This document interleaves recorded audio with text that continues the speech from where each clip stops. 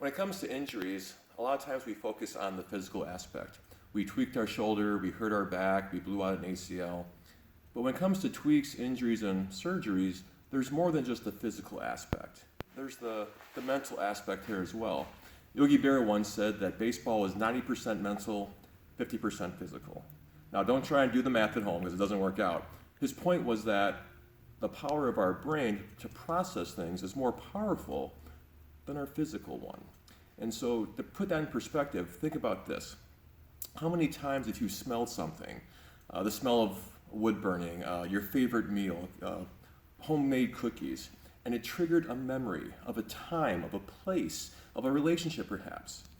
So now think about this. Perhaps you're at home. You got your favorite essential oil diffuser going, you got your favorite scented candle going, and you're talking with somebody, and you reach back just to kind of like chill out, and you put your hand on a hot stove. And now, the next time you smell that lavender, that vanilla flavor, you associate that with your hand and that pain, even though maybe it's been days, weeks, months, or years later. And we can make those kind of impressions. And so let's take that a little bit deeper here too and understand the hows and whys of tweaks, injuries, and surgeries being more than just a physical thing. So if we were to graph out how our body responds, and in here we're just seeing, here's our baseline, right, where we're kind of starting from. And up here we see tissue injury, where we've exceeded our capacity. And then we start having some pain before that happens usually. That's our body's way of saying, hey, we're approaching the danger zone, back up. We have lots of room for activity in through here. Favorite sports, activities, hiking, biking, whatever it is you're going to be doing, there's a wide berth. So now let's say something happens. We have a tweak, we have an injury, we have surgery. Now what happens to that? Well, our baseline goes from down here to up here. Why? Because with that we have some hyper focus. We're more aware of how we're moving, what hurts, what doesn't. We have some stress associated with that. We're not playing our favorite sport. Gosh, I have coaches' expectations, my expectations, parent expectations. That's a lot on me. I can't work right now. I can't provide for my family. That's stress with a capital S. These things raise the bar line, and now we're up against that line where the body would say, hey, this is the protection by pain, and we have very little room to get things done through here as well. So we know these things play a part. Our emotions, how we think, our anger, our catastrophic thinking, which a client once put as awfulizing, right? So if we have a proclivity for awfulizing behavior and interpreting things that way, it's going to spin us down into a place where, yes, we're experiencing physical pain, but not for physical reasons per se. So what can we do? What are some strategies to get out of that cycle? Well, here's one. We're going to turn the lights on. Perhaps when you were a young person like myself and you were at bed at night and you were sleeping and you had this thought of like the boogeyman, right? There's a boogeyman under the bed. There's a boogeyman in my closet. The only way you could convince yourself of that was to get up, turn on the lights. So what we're going to do some cognitive reframing. We're going to do a brain hack on ourselves to turn the lights on that boogeyman, on that stress, on that hypervigilance, and get ourselves into a better place. So what we're going to do is this. The first step, you're going to write down all of the fears, all of the anxieties, all of your worst case scenarios on a piece of paper, on a note card, on an app, whatever you have. Be specific. I'm afraid that with this injury, I won't be able to play my sport again, which I'll be ostracized from my friends and not be able to get scholarships. Whatever it is, be specific.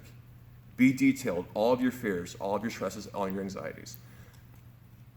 Concurrently, flip the page, literally, and write down all the things you're doing or could be doing to make those fears a non-reality, to make those fears seem ridiculous, to make them seem like the boogeyman when the lights get turned on. What you're going to do is you're going to use that. You're going to use that every day and just have that piece of paper that you have, or that note card, or that app, whatever it's going to be, my fears, my anxieties, my worries, the things I'm doing, can be doing to make them a non-possibility. Every day, several times a day, we're going to rewire how we process things. The next thing we can do to work on this aspect of injuries, tweaks, and surgeries that isn't quite physical is my favorite saying, motion is lotion. Nerves and the body need three things: space, movement, blood flow, and oxygen. There is no better intervention for darn near anything, excluding a fracture, than getting active. Maybe that just means doing some slow, deep breathing, quieting that system down. Maybe it's just as simple as just kind of reach and a grab. Maybe it's just going for a walk, even if it's 0.5 miles per hour on the treadmill. Do something. More times than not, no matter what hurts, no matter what's going on, you can find a way to move. Is your leg in a cast? You're in a knee brace? Go upper body. Are you in a sling? Go lower body. You can find ways to move, and the body needs it. Nerves need that. Blood, space, blood flow, and oxygen. Motion is lotion. What else can we do here? Let's talk about a little bit of an analogy, right? So you go to your favorite store, Walmart, Target, whatever it's going to be, and you get within like 5 feet of that door, and the door opens because there's a sensor there that says, "Open Sesame." When we have a tweak, when we're coming off of an injury, when we've had surgery, imagine that door now having 20 sensors, right? 20 sensors. So now you just drive the car in the parking lot and the door's already opening up. It's hypersensitive. And so before an injury, we have everything in balance, and now afterwards it's tilted. We got a 20-to-1 ratio of things reporting to us. We have to have that perspective. Not all pain means damage. Just because something hurts doesn't mean that it's causing catastrophic injury or having catastrophic consequences. We need some perspective. It's just a Walmart, Target door that's got 20 on there, and we need to get back down to 1. And the good news is the body's always changing. So every 3 days, the body can either create more or create less nerves that are going to be responsible for those sensors. So by being active, by breathing, by going through our previous checklist, we can start to have that every 3 days.